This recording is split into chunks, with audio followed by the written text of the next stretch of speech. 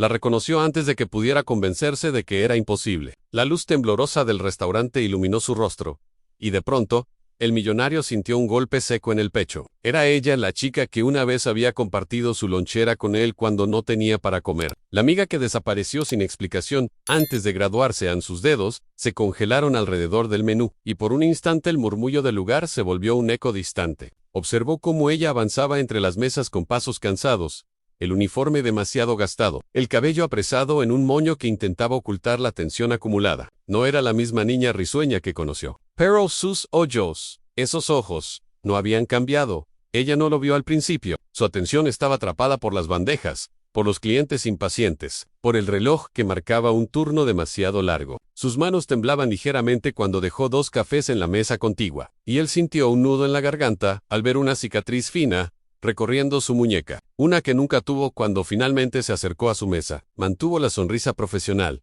esa que no llega al alma y solo busca sobrevivir. Pero en cuanto sus miradas se encontraron, su respiración titubeó. Fue un sobresalto sutil, un parpadeo ahogado, como si el pasado hubiera regresado golpeándola de frente. Ella no dijo su nombre, Elton, pero una historia entera se cruzó entre ellos sin palabras. El murmullo de los cubiertos, el roce de las tazas, el siseo de la máquina de café, cada sonido parecía amplificado, mientras ella trataba de recomponerse. Él percibió cómo sus manos se apretaban alrededor de la libreta, intentando ocultar un temblor que delataba algo más profundo que sorpresa. Era vergüenza. Era mía. Era una herida que él aún no comprendía.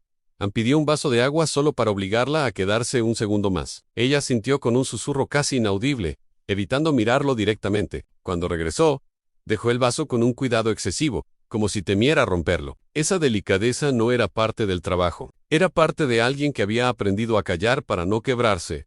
Anil intentó hablar, pero las palabras se agolparon sin salir. Solo pudo observar el cansancio acumulado en la curva de sus hombros y la forma en que respiraba, como si cargara un peso invisible. Era evidente que la vida no había sido amable con ella, y eso, de algún modo, lo atravesó como un reproche personal. Él había escapado de la pobreza. Ella había quedado atrapada en alguna parte del camino.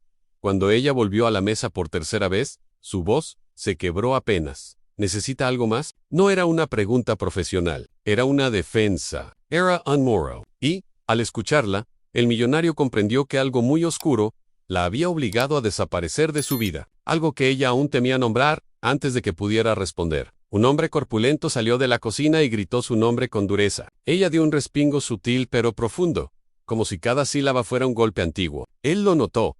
Ese gesto lo heló, y supo, con una certeza instintiva, que la razón de su angustia estaba justo ahí, detrás de esas puertas metálicas que ocultaban demasiado. La vio caminar hacia la cocina con pasos tensos, casi dolorosos, y en ese instante lo decidió. No se levantaría, no se iría, no permitiría que ella se desvaneciera otra vez entre sombras que claramente la estaban consumiendo. Recuperaría la verdad, recuperaría a su amiga, y haría lo que fuera necesario para sacarla del lugar, donde la vida la había encerrado.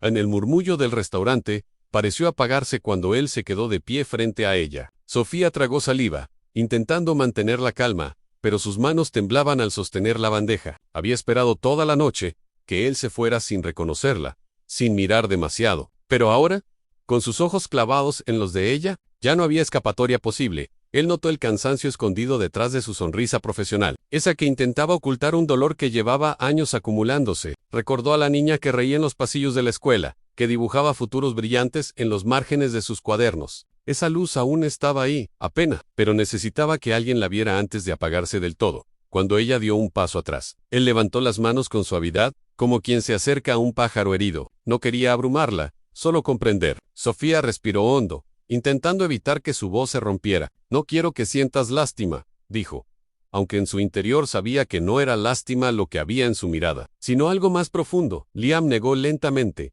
sin apartar los ojos de ella. No quería invadir su intimidad, pero tampoco podía ignorar lo que veía. Había marcas invisibles en su postura, en su forma de evitar que el mundo notara sus grietas. Sus palabras salieron bajas, honestas, como si temiera que cualquier ruido brusco la hiciera huir. No siento lástima en solo. Me importa. Sofía cerró los ojos un instante, intentando contener el temblor. No estaba acostumbrada a que alguien la mirara con verdadero interés. Había pasado demasiado tiempo sobreviviendo sola, sin permitir que nadie se acercara. Recordó los días de juventud en los que soñaban sin miedo. Antes de que la vida se les viniera encima como una tormenta inesperada, él notó la forma en que ella respiraba. como si cada inhalación fuera una decisión difícil. Pensó en todas las oportunidades que él había tenido, y ella no. No era yo. Y por primera vez en mucho tiempo entendió que el poder que tenía no servía de nada si no podía usarlo para algo más que negocios. Si no podía usarlo para proteger lo que un día le importó, Sofía abrió los ojos y lo miró directo, con una mezcla de orgullo y vulnerabilidad. No necesito rescates, murmuró. Pero incluso mientras lo decía,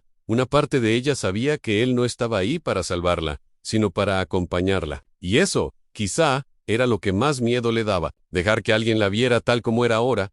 Él dio un paso más cerca, despacio, sin decir una palabra, como si el silencio fuera el único idioma que compartían en ese momento. Y en ese silencio, algo cambió. No era compasión, ni obligación, ni nostalgia. Era una especie de reconocimiento profundo, como si ambos entendieran lo que habían perdido. Y lo que aún podían recuperar. El restaurante seguía lleno, pero para ellos dos, el mundo se había detenido. Era extraño, como la vida podía tomar dos caminos tan distintos para personas que habían empezado desde el mismo lugar. Pero en esa distancia también había un puente invisible, uno que él estaba dispuesto a cruzar, si ella se lo permitía. Ella exhaló lentamente, dejando caer por fin la armadura que había cargado durante años, y en un susurro casi imperceptible, apenas audible, entre el ruido de platos y conversaciones ajenas, dijo la frase que cambiaría todo. No sé si estoy lista, pero no quiero perder otra oportunidad contigo.